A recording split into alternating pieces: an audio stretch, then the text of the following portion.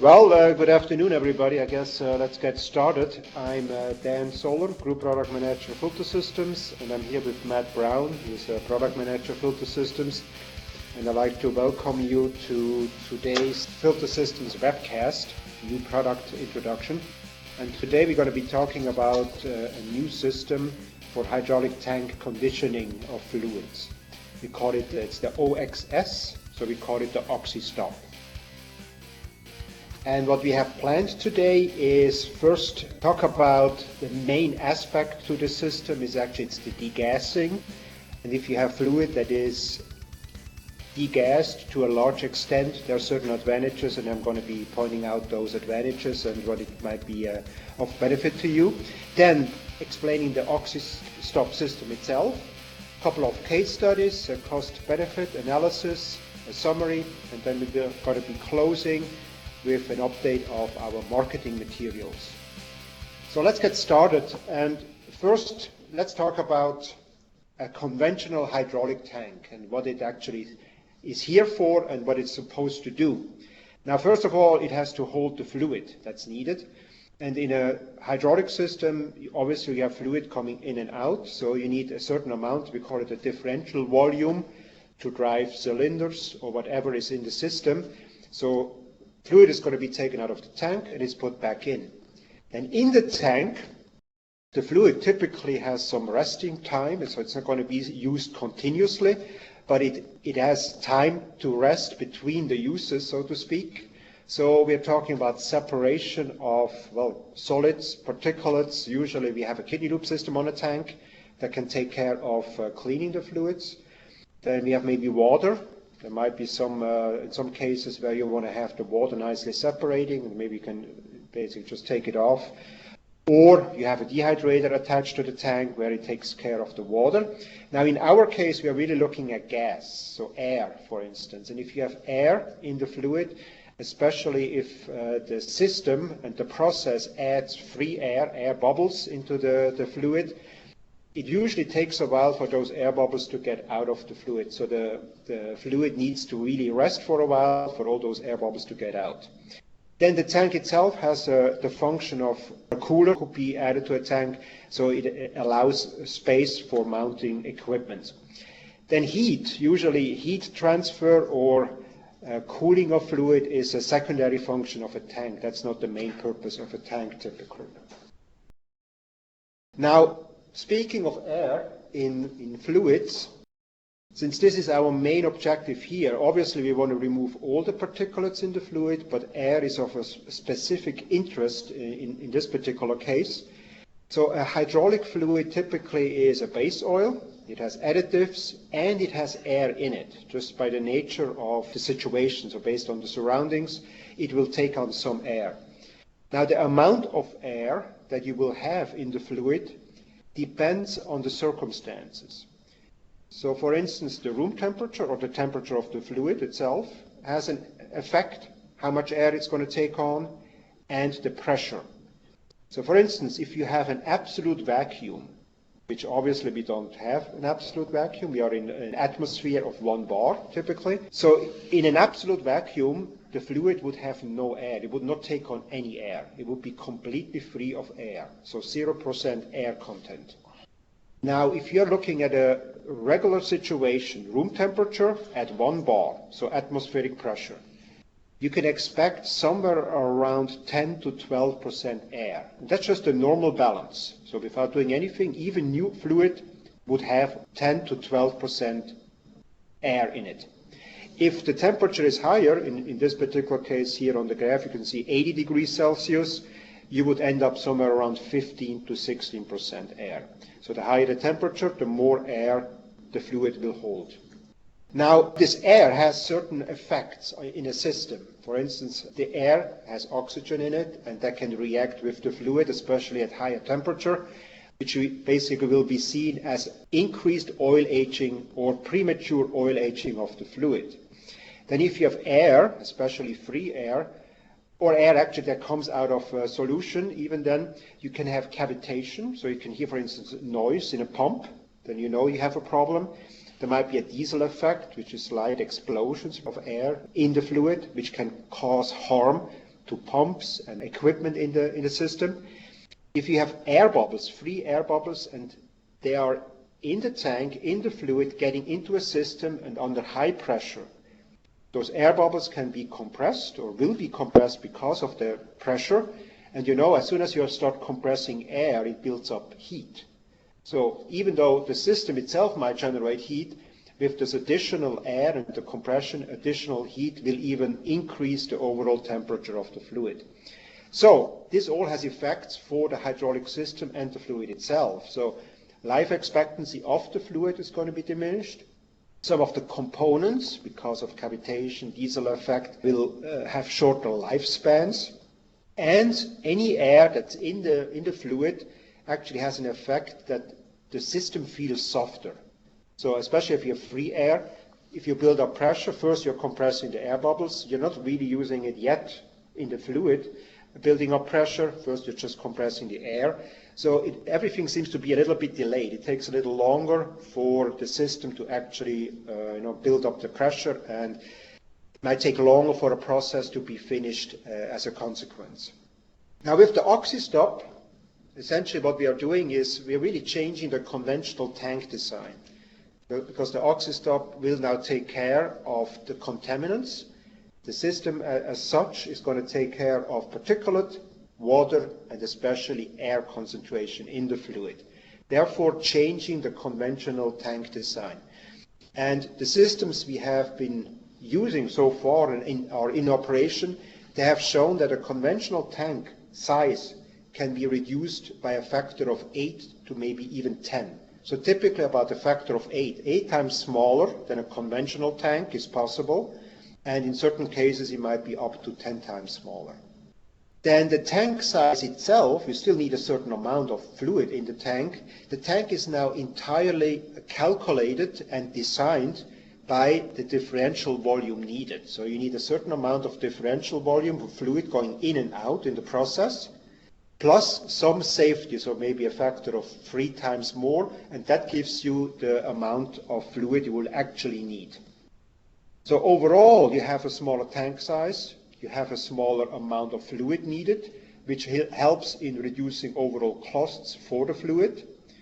Because of less air in the system or in the fluid, there will be less cavitation, so you can have maybe smaller equipment. You can increase the speed because you have less cavitation.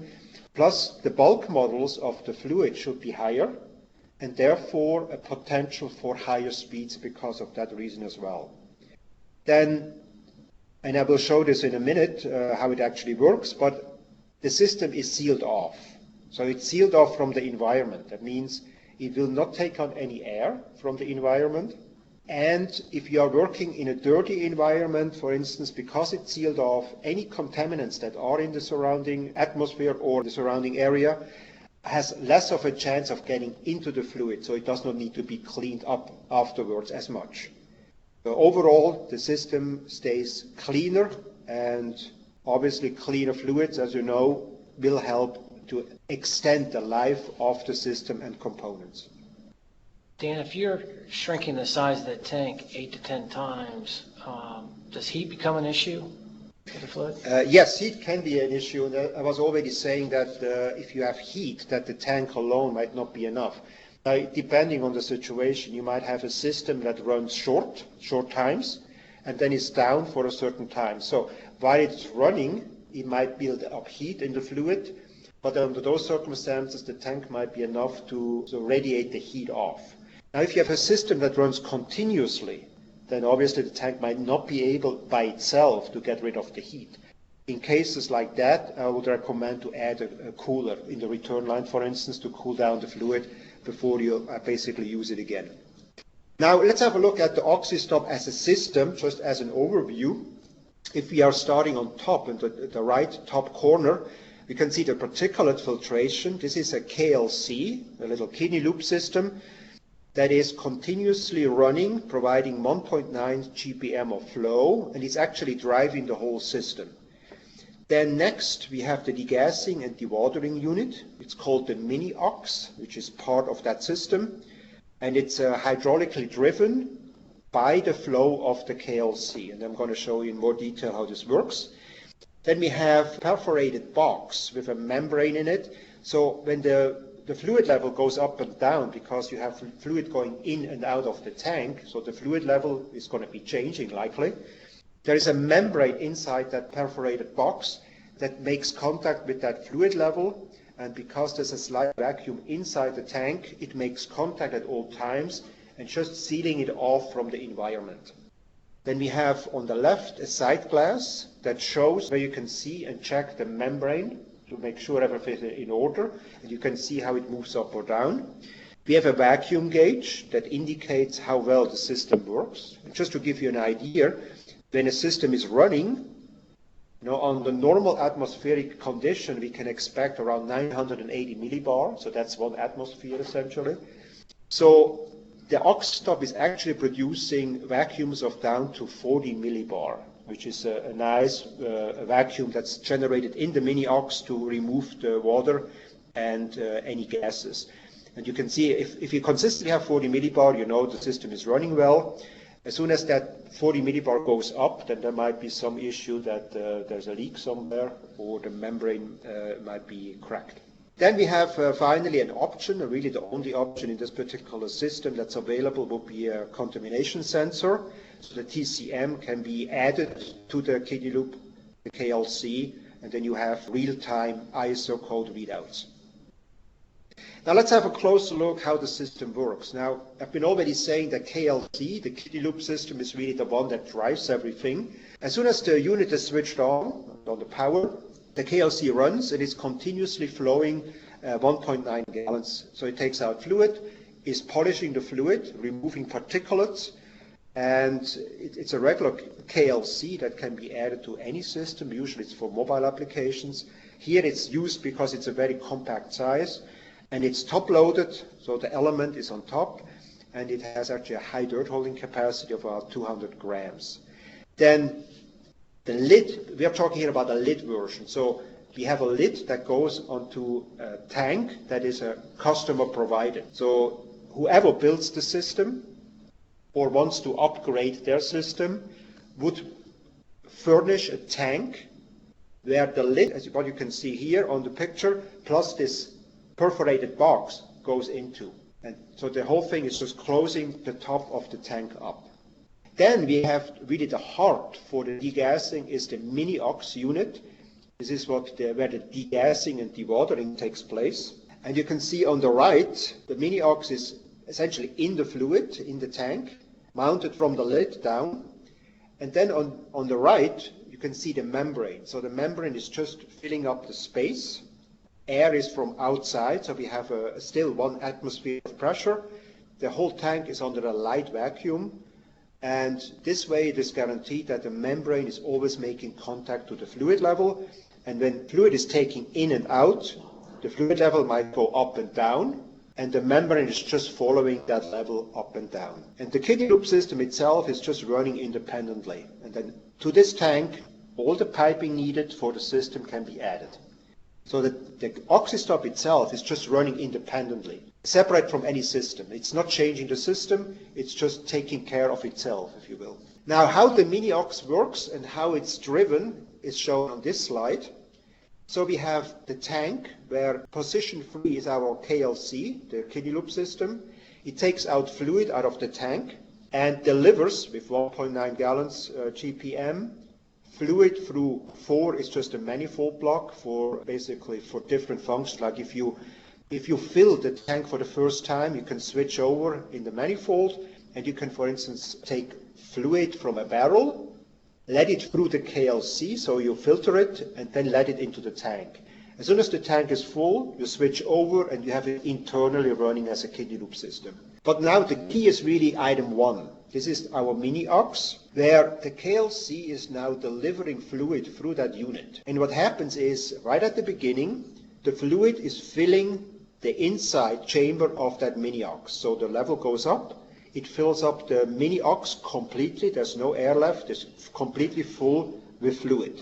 Inside is a swimmer, so when it reaches the top, the flow direction is changed from filling the chamber to bypassing the chamber through what's called an injector pump nozzle. It's a Venturi nozzle, actually. And the venturi nozzle is going to create a vacuum. So now it's sucking out that fluid from the chamber with this vacuum, and the cylinder is still closed. So it's actually opening up a volume against the closed cylinder. It's creating a vacuum inside that cylinder. And any air and water that's trapped inside the fluid is now released into that space. And as soon as it's all the way down and emptied, the swimmer goes down, changes the flow direction again. From flowing through the injector pump, it goes back into the filling modus.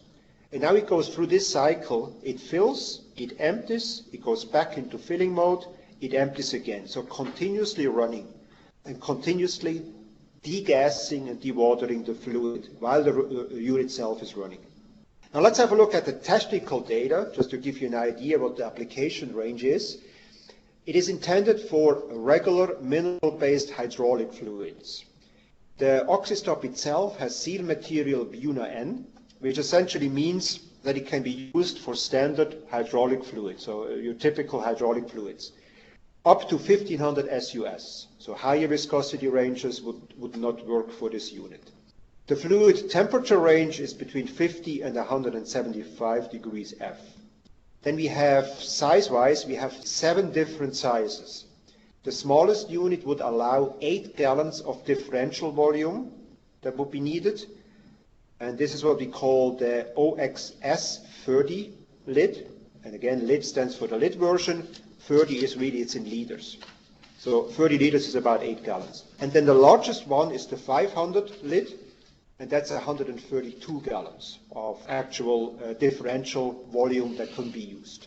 Then the kidney loop system is the KLC with 1.9 GPM.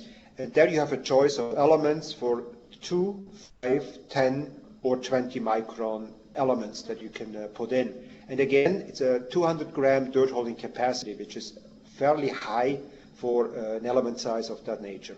Then the membrane itself is made of polyurethane material, so PUR in short, and that material is compatible with regular hydraulic fluids as well.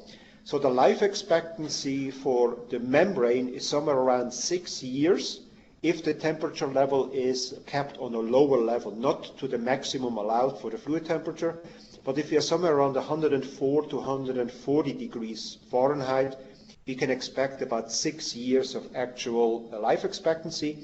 If the fluid would be running continuously on the high side temperature-wise, so at 175 degrees F, that means the life expectancy of the membrane might only be about 2 years. And actually, let me add one more point just to make the point really. Again, I was talking about regular hydraulic fluids. So phosphate ester type fluids, it would not be capable to handle that. We would need different seal materials, so that's not an application where it's intended for. Now, the model code, so it's OXS. Again, we just call it the OXiStop, but officially the model is OXS. Then we have the 7 sizes from a 30, 45, 70 up to 500 LID. So that's again 8 gallons up to 132 gallons. Here it says operating volume or differential volume needed in the system. Then box 3 gives you a choice for voltages. So typically here in the States we would go with option O, or with variation O, that's 460 volt at 60 hertz.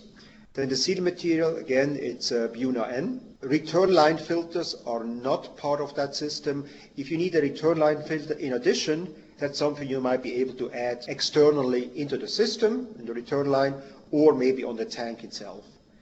Then the heat exchanger, as I was explaining earlier, if heat is a problem and you need to take care of heat, you can add an additional heater in the return line. It's not going to be part of the OXiStop. Then we have a vacuum pressure gauge or monitoring. So the basic unit would have just a pressure gauge, so a mechanical gauge. Now, we opted to say, okay, the units are going to be standard equipped with an electrical pressure indicator. So you have a readout that shows you the 40 millibars and then going up to 980 millibars.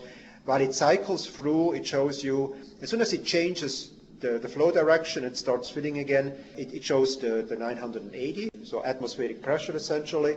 and then when it starts emptying, it goes down to the 40 millibar. And you have a level indicator that shows you at what level the tank is at any moment. That's box 8. And box 9 is really the only option here. That's a choice if you want to have the TCM contamination sensor included or not. How are you going to determine the differential volume needed to properly size the unit? Yes, this is actually, we have a calculator that can determine that. And the differential pressure is something that can be calculated based on the equipment. So you have to look into your system and you can see how many cylinders you have. And then obviously it's a timing issue as well. Even if you might have 4 cylinders in a system, but they're not all activated at the same time. So it comes down to the fact at what moment do you have the most volume going in and out. And this is being calculated. And then the calculator actually adds a safety factor. So roughly, if I have the 30 LID version with 8 gallons, maximum differential volume, you would end up with a tank that is somewhere around 35 to 40 gallons. So we are not going to the bare minimum. There's enough safety there. There's always enough fluid in the tank available. Now let's have a look at a couple of examples here. This is an example for a hydraulic press. And on the left, this is the situation before. So with a conventional tank, this system needed only about 3.4 gallons of differential volume. So even though it looks like it's a big tank, and actually the tank volume was 400 gallons, but for this system it was only about not even 4 gallons of actual differential volume going in and out at any given moment. Now this was now reduced and changed to the right hand side after, so by applying the OXiStop. And you can see on the picture in the left corner, you see the OXiStop. This small unit, this is the smallest unit actually, and the tank side on this particular unit is 49 gallons. So this one replaced the big tank on the left, the 400 gallons. And we have here the factor is about 8.2, so that's reasonably what we can expect, that a conventional tank can be reduced by a factor of 8 when we are applying the OXiStop. And since the tank itself does not change the system, even with the OXiStop, it still only needs 3.4 gallons. So the system itself will not change. It's just a matter of approaching the tank situation in a different way. Then we have another example here. This is an extrusion press. And the customer actually was asking us, and if you look at the before picture versus the after picture. So they had a system that grew over time, was fairly complicated and large. And they were looking into redesigning the whole system. So the next generation of machine, if you will. And they were looking for ideas how to approach this. And this is where we actually ended up with the OXiStop as a solution. And the idea was to really downsize the whole system and make it more compact, smaller footprint, and basically keep the system more simple and straightforward. And here are a few of the advantages. In this particular case, originally they had 3 separate tanks. Now they were able just to use one tank with an OXiStop. They were able to use smaller valves, smaller equipment, because cavitation was not as much of a problem anymore.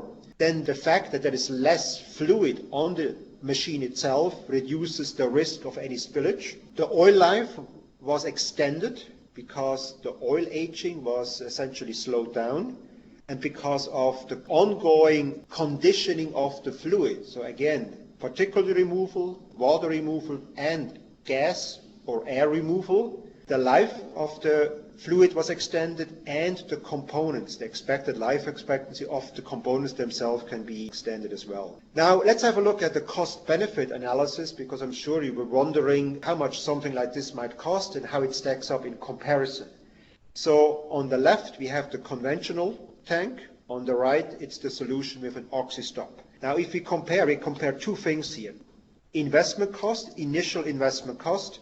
If I'm looking at a conventional tank of about 400 gallon of size, so I need a tank, I need plumbing, I need a kidney loop system, because that's still recommended to have to clean the fluid at all times in a bypass mode.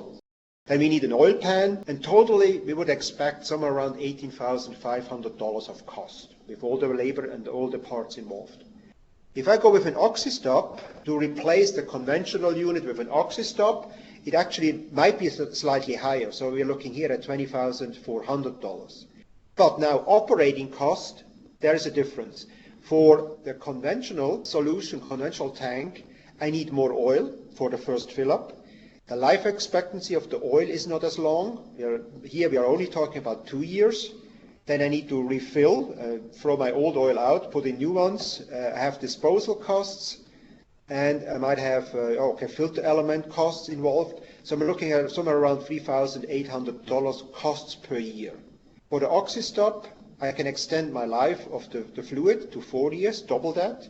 I have less fluid to begin with. And overall, I might need an OXiStop in 10 years, so cost per year is somewhere around $1,100. So there's a cost savings which offsets the initial investment costs. So we're looking at a break-even point of about 3/4 of a year. Are there going to be any other cost savings involved by installing? Yeah, that's a good question. Actually, there is. And this depends from case to case, because since there is less air in the fluid, and it goes back to the things I've been already talking about, so there's less cavitation, so likely you can increase the speed of the system. If there is less air, the bulk modulus is higher, the fluid becomes stiffer. That should be a reason why you can increase the speed of the system as well. So if you increase the speed by 10% in your process, that's cost savings. And depending on what you're producing, those dollar amounts can change accordingly. But the real impact to the cost-benefit analysis will be really in that regard, if you can increase the speed. Then another saving is, because the tank is now much smaller, you can put the tank, for instance, on a substructure. So you can free up the space around a press, for instance. So you're getting real estate that was not available before. So you can move raw material closer to the press, which should speed up the process as well. Now let's have a summary here of the system as a whole. So the degassing, and again, even not only the degassing, but the overall fluid treatment, so the particulate removal, dewatering, but specifically here the degassing has certain advantages. That means that dwell time, really we don't need dwell time anymore, because the fluid is always kept up to par at all times. So it's always being conditioned as the system is running. Then the membrane actually seals off the fluid from the outside so that this undersaturated oil, because if you remove the air, the oil becomes hungry for air. If you open the lid, it will take on air right away to find the balance again. But because of the membrane, this is not happening, and the OXiStop itself is just maintaining that low level.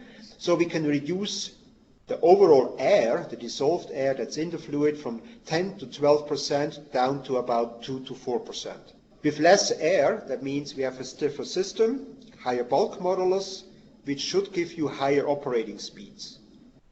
Then because the fluid is always reconditioned at all times, the reservoir size can be smaller by a factor of about 8 to 10. A smaller tank means less weight, so you can put something on a substructure, for instance. Smaller tank means less oil, which means less hazard potential for spilling. You have less oil to dispose of, and overall the first fill will be less as well. That saves you money right there. Then it's a sealed system overall, so the membrane seals it off. That means any dirt from the outside, any dirt ingress is going to be limited as well. So if you're in an environment where you're very dirty, let's say in a steel mill, where you have a high amount of dirt in the air and in the surroundings, that might be an ideal system to keep dirt out from the fluid even further and to basically separate the fluid from the environment. Then overall better oil cleanliness, it helps, as I was saying earlier, the oil life expectancy is increased, but overall lower contamination levels in the fluid will help to extend the life of the systems and any components in the system. And a final benefit is oil mist, less oil mist. So it goes both ways. If the system is sealed off from the environment, so no dirt can get in, that means no oil mist can get out too. Because that could be a situation as well where in the environment there's a lot of oil mist because, let's say, fluid is exchanged rather quickly in and outside of the tank. Then in general, if you're looking at targets and applications, we see essentially two areas. Folks who build hydraulic systems and power units. So let's say distributors who have their own shop and build systems for their customers. That might be a target where somebody might have an application where an OXiStop might just be the right fit. Then looking at OEMs, here we are looking specifically at OEMs that make hydraulic presses, maybe extrusion presses, so any type of press manufacturer might be a candidate. Then forming or crimping machines, which is a special form of a press, if you will. So like for instance for fasteners, if you need to combine two parts and more like just a press function. And finally, cyclical pressure testing. Real quick, how many installations do we have out in the field right now? As of now, we have about 10 years of experience with the OXiStop, and so far I think we have somewhere around 40 plus installations worldwide, and I think it's about 30 plus locations with a total of about 25 customers or so. And they're mainly, so far, the main focus was hydraulic and extrusion press applications. Now let's have a look at the marketing material we have updated for you. So first, the filter systems catalog. We have added the OXiStop to the catalog. So on the website, you can actually download the latest version of our filter systems catalog. And then we update all the other material and all the other products as well. Then this is just a reminder of the application brochures we have. The contamination sensor brochure on the left explains the need for measuring contamination.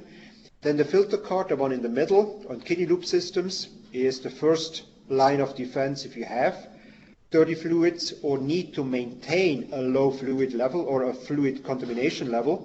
And then dehydrators, if you have any problems with water ingress in systems, the dehydrators give you a solution for that. And here, finally, a shout out for the web page. It was updated just recently. So please have a look, and all the information for all the product for filter systems is available at any time. And with this, I thank you very much for your attention, and we'll talk to you next time. Thanks. Whether it's a helpful how-to or a new product release, Schroeder Industries is your place for fluid filtration. Subscribe below.